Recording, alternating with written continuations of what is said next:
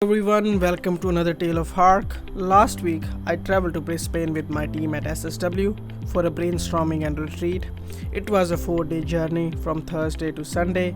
In this tale, I'll share some moments from the trip and what the experience was like. Let's begin. So first of all, on Thursday, early in the morning, me and Marina boarded flight from Newcastle airport to Brisbane. Here you can see some moments from inside the plane. This was actually my second flight within Australia. The first one was when I traveled from India to Australia, and after almost 4 years, this became my second flight again. As we got closer to Brisbane, we can start seeing islands below. One of them was Tangalooma Island, which we were going to visit the next day. After landing in Brisbane, we took an Uber and went directly to SSW Brisbane office. One interesting thing was that Brisbane time is 1 hour behind Sydney and Newcastle. We entered the office using phone access, then went upstairs to the first floor where the Brisbane office is located. As soon as you walk in, there is an open space with a pool table. Here is a short tour of the office. So this room here is Penny's office. Penny is state manager for Brisbane. You can see her desk is very cluttered. Very bad, Penny. Anyway, the room next to it is called the ice room. I'm not exactly sure why it's called that. Then there is the boardroom. Here you can see the reception area where we entered from earlier.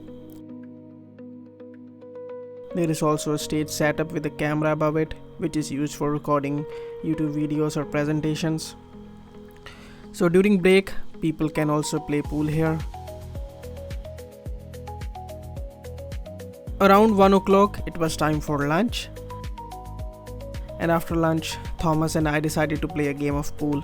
We have played pool many times on the phone, but playing it in real life is much more difficult. On the phone, you can see angles and speed clearly, but in real life, everything is based on just, I think, estimation. So we were mostly just trying our luck with each shot. The game went on for almost 45 minutes. Finally, when the break time was almost over, we decided to finish with 3 last shots each. Whoever scored more balls would win. And obviously, Thomas scored more balls than me and won the game. But honestly, this was fun, lucky game.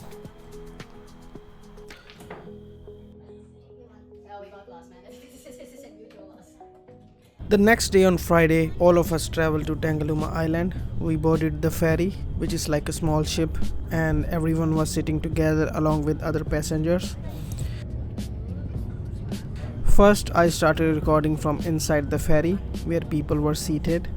Then I went upstairs to the top deck where you can see the full ocean view outside. This is Josh, who also works with us at SSW.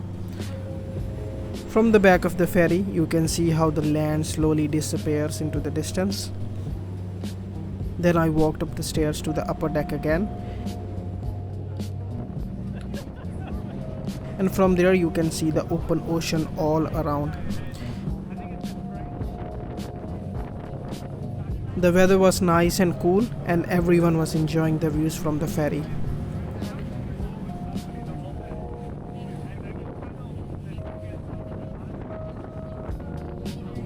After that, I went towards the captain's cabin.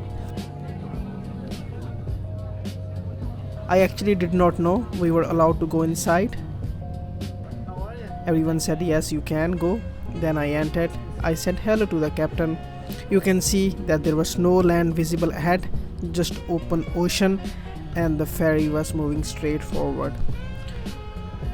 Now after getting off the ferry, we gathered at the jetty and made sure everyone and all the luggage had arrived safely.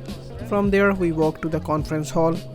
This is where we spent Friday doing brainstorming. Now what is brainstorming? Brainstorming basically means forming small teams of 4 or 5 people and working together on a new ideas. Sometimes the ideas are about improving tools we already use.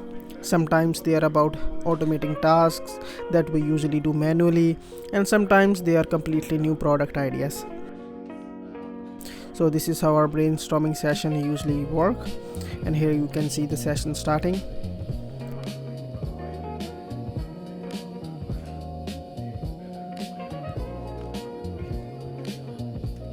Then it was time for lunch. During lunch, there were different kinds of sandwiches and food available.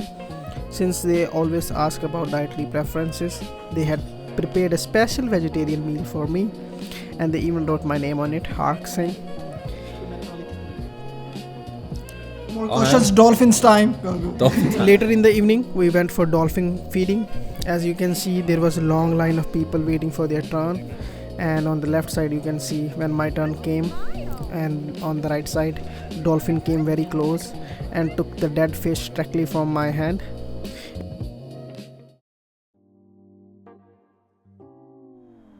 The third day of the trip at Tangalooma Island was Saturday. In the morning we had breakfast, and after that I walked out from my room towards the island. Just outside the rooms you could see 2 swimming pools, tall palm trees and cool breeze.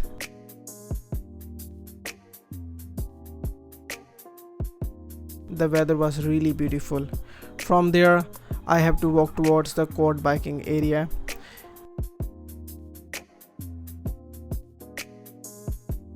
Before starting, everyone had to wear helmets because quad biking is not allowed without safety helmet.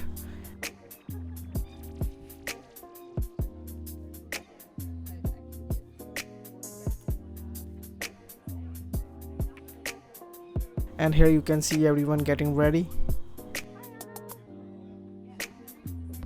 First we received about 5 minutes of basic training on the beach, how to turn, how to control and how to brake.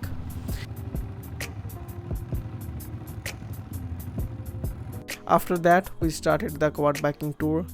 The ride lasted for almost about 20 minutes and it was honestly one of the most fun parts of the trip. After finishing the ride, we parked the quad bikes and came back down.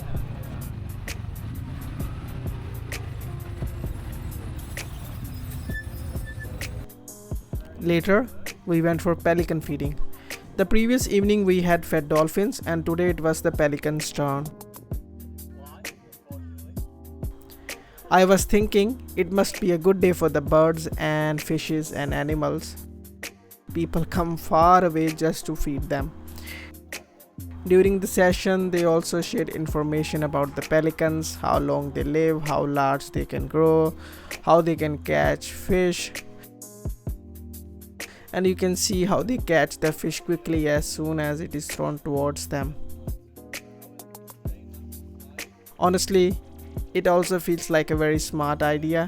People travel from far away and pay just to feed the birds, and I think it's a good business idea.